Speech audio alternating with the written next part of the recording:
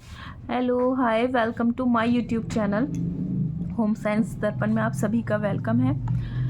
हम क्लास 9 की book cover कर रहे हैं, जिसमें मैंने 2 चैप्टर आपको करा दिए हैं। गृह विज्ञान के तत्व व क्षेत्र, व्यवस्था, गृह और परिवार के संदर्भ में करा दिए हैं। तो आप अब देख सकते हैं कि मैं चैप्टर 3 स्टार्ट कर रही हूँ, होमवर्क मैनेजमेंट। आज हम इसको देखते हैं। ठीक है, ये प्रस्तावना है। आप वीडियो पॉज करके, मैं वीडियो ज़्यादा बड़ी नहीं हो इसलिए मैं सिर्फ हाईलाइटेड पॉइंट को ही कवर करूँगी। आपको डिटेल पढ़ना है तो आप पॉज करके पढ़ सकते हैं। ये प्रस्तावना दी है, गृह कार्य व्यवस्था का अर्थ। गृह कार्य व्यवस्था का अर्थ, गृह के सभी कार्यों को इस प्रकार से सुनियोजित किया जाए जिससे सभी कार्य सुचारू रूप से हो सके तथा साथ ही परिवार में धन, श्रम, समय की बचत हो सके। यहाँ आपने देखा कि एनर्जी मैनेजमेंट, मनी मैनेजमेंट और टाइम मैनेजमेंट के बारे में बात की गई है। कार्य व्यवस्था वास्तव में एक चक्र है। इस चक्र को कुछ तत्व निरंतर गतिशील रहते हैं। किसी कार्य की व्यवस्था में योजना बनाना, प्रबंध करना, उसे नियंत्रित करना तथा उसका मूल्यांकन करना। यहाँ हम बात कर रहे हैं होम मैनेजमेंट में, जो हमारा पहला चैप्टर है आयोजन, नियंत्रण, मूल्यांकन के, ये उसी से रिलेटेड बात है। इन सभी क्रियाओं से एक चक्र बनता है। ये किसी भी कार्य व्यवस्था का सैद्धांतिक दृष्टिकोण है। ठीक है, ये चीज़ आप देख लीजिए। उसके बाद में, इसके बाद में बात आया है कि गृह कार्य व्यवस्था का अर्थ यह है कि गृह के समस्त कार्यों को इस प्रकार योजना बनाकर किया जाए। मतलब हम जो घर के कार्य कर रहे हैं या उसको इस तरह से प्लानिंग बनाकर किया जाए जिससे सभी कार्य को सुचारू रूप से संपन्न हो जाए, परिवार के धन, समय और श्रम की बचत हो सके। आपने देखा होगा TGT 2021 में जो PYQ है उसको आप देख सकते हैं। वहाँ पर 888 का बारे में मालूम करा था कि 8 घंटे हमें रेस्ट करना है, 8 घंटे नींद लेनी है, 8 घंटे हमें कार्य करना है, 8 घंटे हमें नींद लेनी है, 8 घंटे हमें और वर्क को कैसे देना है। तो 888 में डिवाइडेड था, तो ये उसी तरह से बताया जा रहा है। अब बात आ जाती है गृह कार्य के विभाजन। तो गृह कार्य के विभाजन को हमने 6 तरह से बांटा है। ये मैंने आपको क्लास 8th में भी इसके बारे में डिस्कस किया था, 7th और 8th में भी। जिन लोगों ने मेरी क्लास 6, 7, 8 की बुक की वीडियो नहीं देखी है वो प्लेलिस्ट में जाकर देख सकते हैं। वहाँ से आपका बेसिक क्लियर हो जाता है और आपको जो है वो मोटिवेशन मिलता है कि हाँ, हमारी कितनी तैयारी हो चुकी है और कितनी रह गई है। तो वो आप ज़रूर देख लीजिए, वो कॉन्सेप्ट क्लियर करने में बहुत हेल्पफुल है। दैनिक कार्य की बात होती है, साप्ताहिक, मासिक, वार्षिक, सामयिक और आकस्मिक। दैनिक में आपको पता है झाड़ू, पोछा, बर्तन और जो इस तरह की चीज़ें हैं हमारे डेली की। साप्ताहिक में हम कुछ ऐसे देख लेते हैं कि कपड़े धोना है या रसोई के कुछ सामान को धूप लगाना है, या हमें जो हमारा शेल्फ वगैरह है उनकी सफाई करनी है। कमरे की जैसे हम रोज़ाना अगर मॉपिंग करते हैं तो क्या हमें वॉश करना है, किस तरह से, यह सब आप देख सकते हैं। मासिक में और हो जाता है कि और ज़्यादा हम डीप में चले आते हैं कि बाज़ार से हमें कुछ भाई जो राशन है वो लाना है, उनको साफ़ करके डिब्बों में रखना है। दूध का हिसाब है, धोबी का है, वो इस तरह से सब कुछ यहाँ दे रखा है। वार्षिक यानी कि आपने देखा ये फेस्टिवल जब आते हैं तो हम लोग अपने घर को बहुत अच्छे से क्लीन करते हैं। इवन जो कलर डलवाना है, मतलब एक वाइट वॉश वगैरह से रिलेटेड आप देखते हैं कि कुछ कारपेंटर का काम है, कुछ हमारा पेंटर का काम है, कुछ और काम है, तो मतलब वो सब वार्षिक में आ जाते हैं। ये आपका देखा है सामयिक, मतलब समर और विंटर में। अब देखिए जैसे कि विंटर्स चल रही हैं तो हमने विंटर्स के कपड़े निकाले, अब हम इसको रखेंगे, उसके बाद में समर्स के कपड़े निकालेंगे, इस तरह से दे रखा है। आकस्मिक, ये घर में कोई मतलब एकदम कोई ओकेजन है या कोई इस तरह से प्रोग्राम कर लिया है या कोई बेबी बॉर्न हुआ है या इस तरह से कोई चीज़ है, वो आपका इसमें आ जाएगा। अब उसके बाद आ जाता है कार्य व्यवस्था के सिद्धांत। कार्य व्यवस्था के सिद्धांत के बारे में अगर हम बात करते हैं,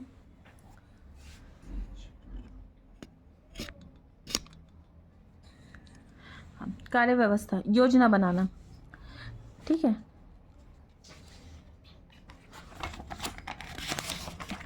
उसके बाद में कार्य योजना बनाना कार्य योजना का संचालन व नियंत्रण हम किस तरह से करेंगे, जो हमने पीछे योजना बनाई है उसका क्रियान्वयन कैसे किया जाए, अन्य सदस्यों को सौंपे गए कार्यों का नियंत्रण करना। यहाँ पे वही बात आ गई जो हम आयोजन नियंत्रण में बात करते हैं होम मैनेजमेंट में, ये वही है, उसी का छोटा बताया गया है। परिवार के कार्य के से संबंधित निर्देश देना, सभी कार्यों को उचित समय पर संपन्न करना। उसके बाद में हम मूल्यांकन में हम क्या देखते हैं, कार्यों से प्राप्त परिणामों या उपलब्धियों की जांच पड़ताल, भविष्य की योजना के लिए आधार। अगर हमने अभी प्लानिंग की है और उसमें कुछ गलती रह गई है, कुछ तरह का कोई अगर हमसे कुछ चूक हुई है या हमें उसमें कुछ भी चेंज करना है, तो नेक्स्ट टाइम के लिए वो हमें पता होना चाहिए। निर्धारित योजना की कमी होने पर उनमें सुधार का सुझाव और नए सुझाव ढूंढना। उसके बाद आ जाता है कार्य कुशलता। हम अपने कार्य को किस तरह से कर सकते हैं। किसी मित्र को रात्रि के भोज पे आमंत्रित किया है तो आने तक भोजन की पूरी व्यवस्था नहीं हो पाई, तो ये कार्य कुशलता की कमी का सूचक है। मतलब हमने किसी को बुलाया है और हमने उसके आने से पहले ही वो चीज़ नहीं करी, तो ये यहाँ पर बताया गया है। आप इसको देख लीजिए, पॉज करके पढ़ सकते हैं। उसके बाद में उचित योजना, कार्य विधियों का ज्ञान, परिवार के सदस्यों का सहयोग व रुचि। देखिए हमारे लिए ना, जब हम प्लानिंग करते हैं तो हमें अपने सभी मेंबर्स को साथ लेकर चलना होता है। गृहिणी को गृह कार्य की सफलता के लिए परिवार के सदस्यों की रुचि व कार्यक्षमता के आधार पर सहयोग भी प्राप्त करना चाहिए। उनसे भी कार्य व्यवस्था के लिए सलाह लेनी चाहिए, जिससे कि समय निकालकर सहर्ष आप सहयोग दे सकें। मितव्ययिता, भौतिक साधनों का उचित उपयोग। घर के प्रत्येक कार्य को संपन्न करने के प्रमुख माध्यम भौतिक साधन है, जैसे धन, यंत्र, उपकरण, खाद्य सामग्री, ईंधन आदि। अनुभव तथा ज्ञान, कार्य विधियों का ज्ञान, परिवार का आकार, पारिवारिक आय, परिवार कल्याण। ये हमने 10 पॉइंट डिस्कस करे हैं जो कि आते हैं कार्य व्यवस्था के सिद्धांत के अंतर्गत। उसके बाद में हम बात करते हैं कार्य व्यवस्था को प्रभावित करने वाली बातें। गृहिणी को अपने कार्य व्यवस्था के कुशल संचालन के लिए इन बातों का ध्यान अवश्य रखना चाहिए। गृहिणी में उचित निर्णय लेना अथवा सूझबूझ का अभाव, ये हमें बुरा प्रभाव डाल सकते हैं। यहाँ ये पॉइंट्स उन्होंने हाईलाइट किए हैं। परिवार की निम्न आर्थिक स्थिति, जिससे उचित भौतिक साधन प्राप्त ना हो सके। कुछ कारणों से परिवार के सदस्यों की इच्छा होते हुए भी सहयोग प्राप्त ना होना, जैसे पति पर अत्यधिक कार्यभार होना, घर के कार्यस्थल अधिक दूर होने से समय का अभाव होना, कार्य योजना में सदस्यों की रुचि व क्षमता का ध्यान न रखना, बिना योजना बनाए कार्य संपन्न करने का प्रयत्न करना। उसके बाद आ जाता है गृह कार्य व्यवस्था के साधन। यह हर साल एग्जाम्स में यहाँ से क्वेश्चन बनते हैं मानवीय अमानवीय साधन पर। मानवीय जो इच्छा है, रुचि है, बुद्धि है, ज्ञान है, ये मानवीय साधन के अंतर्गत आते हैं। भौतिक साधन, धन, विभिन्न भौतिक पदार्थ, सामाजिक सुविधाएं। जैसे भौतिक साधन वह साधन है, इसको मैं ज़्यादा हाईलाइट करूँगी क्योंकि यहाँ से क्वेश्चन बनते हैं, आप इसको देख लीजिए। इसके अतिरिक्त इन साधनों में विभिन्न प्रकार की सुविधाओं को भी सम्मिलित किया जाता है। भौतिक साधनों निम्नलिखित भागों में बांटा है, जैसे धन किसी भी परिवार का जीवन रक्त है। जिस प्रकार बिना रक्त के शरीर मृत हो जाता है, ठीक उसी प्रकार से बिना धन के पारिवारिक जीवन अस्त व्यस्त हो जाता है। मतलब यहाँ पर भौतिक साधन के अंतर्गत धन को लिया गया है। धन भौतिक साधन में आता है, इसी तरह से क्वेश्चन बनते हैं। फिर उसके बाद में आ जाते हैं विभिन्न भौतिक पदार्थ, जैसे पुस्तक, फर्नीचर, ईंधन, निवास। देखिए मानवीय और अमानवीय में जो डिफरेंस है वो ये है, जहाँ कन्फ्यूज़न बनता है कि अमानवीय जिसे हम टच कर सकते हैं, जैसे लाइक बुक है, मैं टच कर सकती हूँ, पेन है, हम टच कर सकते हैं, यहाँ टेबल है, ये हम टच कर सकते हैं, ये आता है अमानवीय साधन में। और मानवीय साधन में आपका ज्ञान है वो हम आपके सामने अगर कोई पर्सन बैठा है वो अंदाज़ा नहीं लगा सकता। आपकी रुचि है किस चीज़ में वो नहीं लगा सकता। आपको किसी कार्य करने की क्षमता है वो आपके अंदर है। तो जो चीज़ छुई जा सकती है, जिसे हम टच कर सकते हैं, जिसे हम देख सकते हैं, जिसे हम माप सकते हैं, वो हमारा अमानवीय साधन के अंतर्गत आता है। उसी में ये सार्वजनिक सुविधाएं हैं, जैसे डाकघर है, बैंक है, आपका हॉस्पिटल है, पुस्तकालय है, विद्यालय है। ये सब क्या है? ये सार्वजनिक है। ये किसी एक के लिए नहीं होता है कि व्यक्तिगत है आप जाएंगे, नहीं, ये सभी के लिए होता है। ये यहाँ पर ही दिखाया गया है। मानवीय में देखिए शक्ति आपकी कितनी शक्ति है यह आपको पता है, जिसे हम सामने वाला नहीं देख सकता, जिसे मेजर नहीं कर सकता। रुचि, इंटरेस्ट, ज्ञान, योग्यता, क्षमता, मनोवृत्ति यानी कि एटीट्यूड। समय, अच्छा हाँ, निकिल अंडार्सी और ग्रास एंड कैंडल जो कि होम मैनेजमेंट के पूरी होम मैनेजमेंट इन्हीं राइटर्स के ऊपर घूमती है। तो निकिल अंडार्सी ने समय को अमानवीय माना है और ग्रास एंड कैंडल ने समय को मानवीय माना है। तो ये आप जब क्वेश्चन एग्ज़ाम में सॉल्व करें तो इस चीज़ पर बहुत अच्छे से ध्यान दे लीजिएगा और इसको आप अभी ही नोट कर लीजिए। तो यहाँ इन्होंने समय को देखिए मानवीय में रखा है, ठीक है, तो आप इसको देख लीजिएगा। उसके बाद आता है गृह कार्य व्यवस्था में समय, श्रम, बचाव, घरेलू उपकरण एवं साधनों का महत्व। जो आपका वर्क सिंप्लीफिकेशन है उसी के बारे में यहाँ बात की गई है, उसी से रिलेटेड। गैस का चूल्हा, ठीक है, उसके बाद में प्रेशर कुकर, मिक्सर ग्राइंडर। जहाँ अभी आपसे जो मालूम किया हमें जो डिस्कस किया है यहाँ पर, अगर आपने एक पॉइंट देखा होगा कि ये देखिए भौतिक साधनों का उचित उपयोग। भौतिक साधनों से मतलब क्या है कि अगर हमारे पास फ्रिज है और हमें उसकी उसमें आपने देखा होगा फंक्शंस दे रखे होते हैं, अगर हमें उसके बारे में नहीं पता होगा तो हम कैसे उसको करेंगे। आजकल इंडक्शन है, माइक्रोवेव है, मिक्सर ग्राइंडर है, तो उसकी थोड़ी बहुत जानकारी हमें होना चाहिए। गैस का चूल्हे के बारे में बात की गई है, प्रेशर कुकर के बारे में बात की गई है, मिक्सर ग्राइंडर के बारे में बात की गई है। उसके बाद में इलेक्ट्रॉनिक केटल, फ्रिज, रेफ्रिजरेटर, जैसे कि मैंने अभी अभी बात करी है आपसे। माइक्रोवेव, टोस्टर, स्वचालित टोस्टर, साधारण टोस्टर, कपड़े धोने की मशीन, ठीक है। अच्छा, अब इसमें एक और पॉइंट है जो कि मैंने क्लास 8 में कराया है इंडक्शन के ऊपर, वहाँ से भी क्वेश्चन बन सकता है, तो आप उसको भी एक बार देख लीजिएगा। समय, श्रम, धन बचाओ उपकरणों का प्रयोग करते समय ध्यान देने योग्य बातें, जैसे कि चूल्हे की नॉब हमें रात को बंद करके सोना चाहिए।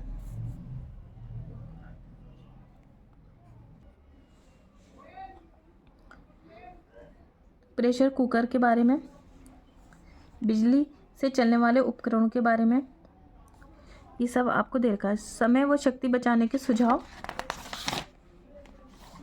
ठीक है, ये पॉइंट्स हैं जिनको आप रीड कर लीजिएगा। अब बात करते हैं पारिवारिक आय के बारे में। परिवार की कार्य व्यवस्था को प्रभावित करने वाला एक सर्वाधिक महत्वपूर्ण कारक पारिवारिक आय है। तो आय के बारे में देख लेते हैं। आय के प्रकार दो प्रकार के होते हैं, उपार्जित आय और अनुपार्जित आय। ये आय व्यक्ति अपने आर्थिक प्रयत्नों से प्राप्त होती है। जो उपार्जित आय है, नौकरी लाइक जॉब, व्यापार, मजदूरी, पेंशन, जमा धन पर ब्याज के रूप में या रॉयल्टी के रूप में। अच्छा, ये क्वेश्चन आ चुका है कि रॉयल्टी किस तरह की आय है, तो ये उपार्जित आय है फर्स्ट। सेकंड क्वेश्चन बन चुका है कि रॉयल्टी किसको मिलती है, मतलब किस तरह के प्रोफेशन में रॉयल्टी दी जाती है। तो रॉयल्टी हमेशा जो राइटर्स होते हैं, जो लोग बुक लिखते हैं, रॉयल्टी उन्हीं के लिए बन होती है।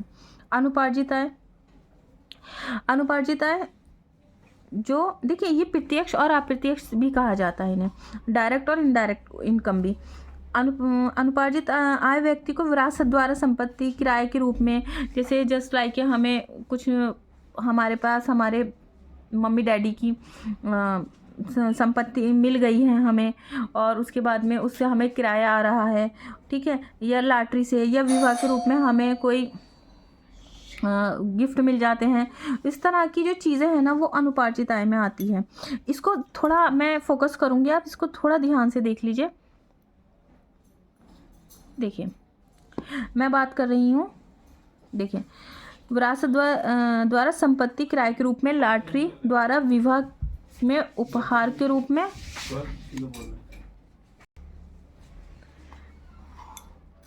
यदि इनका उपयोग करने के लिए सही योजना होती है तो कम आय में भी घर की व्यवस्था सुचारू रूप से चलती रहती है। किंतु इसी जगह पर यदि घर की गृहिणी में सूझबूझ की कमी होती है, कितनी भी अधिक आय होने पर भी घर कार्य व्यवस्था अर्थव्यवस्था हमेशा बिगड़ जाती है। मतलब वही है कि एक घाटे का बजट है, एक संतुलित बजट है और एक आपका बचत का बजट है, उसी से रिलेटेड बात है। पारिवारिक आय के साधन देखिए, वेतन, ये क्वेश्चन 2011 टीजीटी में बन चुका है कि वेतन किसे मिलता है। ठीक है, मजदूरी, व्यवसाय। वेतन जो नौकरी करते हैं वो आय, अर्जित आय के रूप में हमें वेतन मिलता है।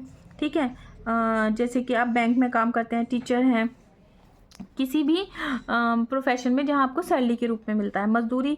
मजदूरी दैनिक, साप्ताहिक, मासिक कैसी भी हो सकती है। ठीक है, शारीरिक श्रम करके।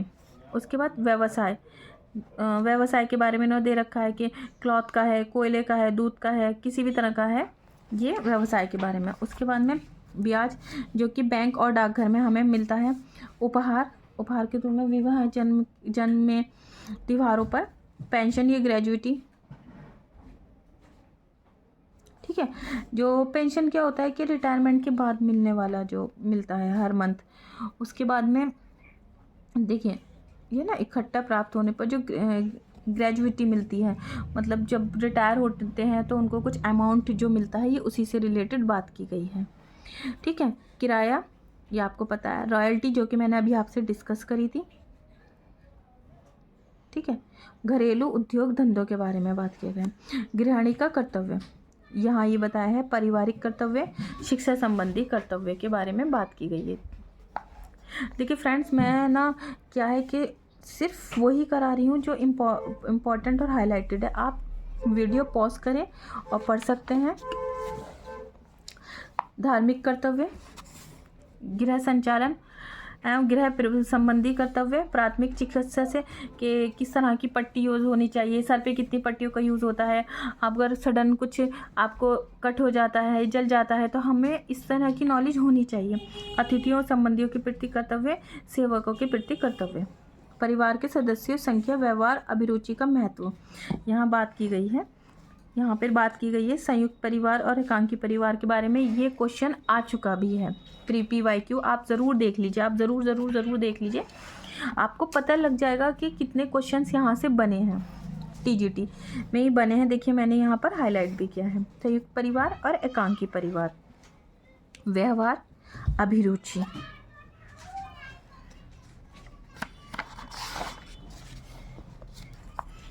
परिवार कल्याण के बारे में दिया गया है कि हमें जो हमारे परिवार कल्याण में क्या होता है कि आप किस तरह का फूड ले रहे हैं, वो फूड हेल्दी है, पौष्टिक है या नहीं है। इस तरह से कि अगर कोई बीमार है, उसे ज्वर की स्थिति में किस तरह का आहार देना है, या अगर लूज़ मोशन है उसमें किस तरह का आहार देना चाहिए, लू लग गई है तो किस तरह का देना चाहिए, उसी से रिलेटेड बात की गई है।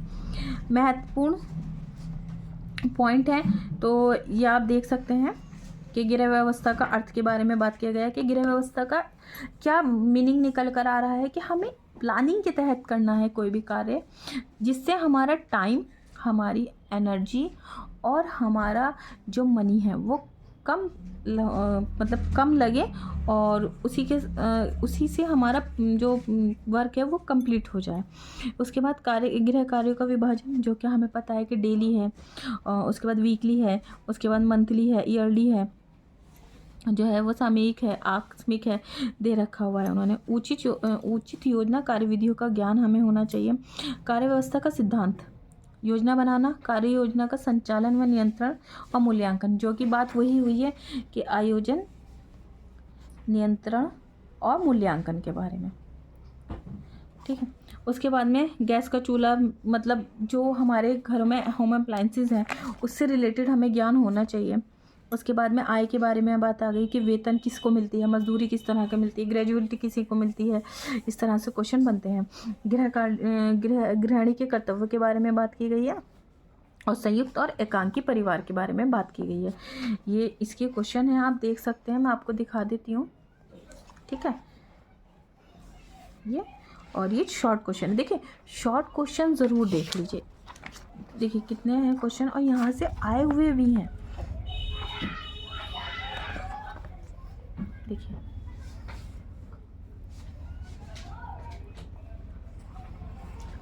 अगर आपको इसका PDF चाहिए तो आप मेरे व्हाट्सएप ग्रुप पर ऐड हो सकते हैं।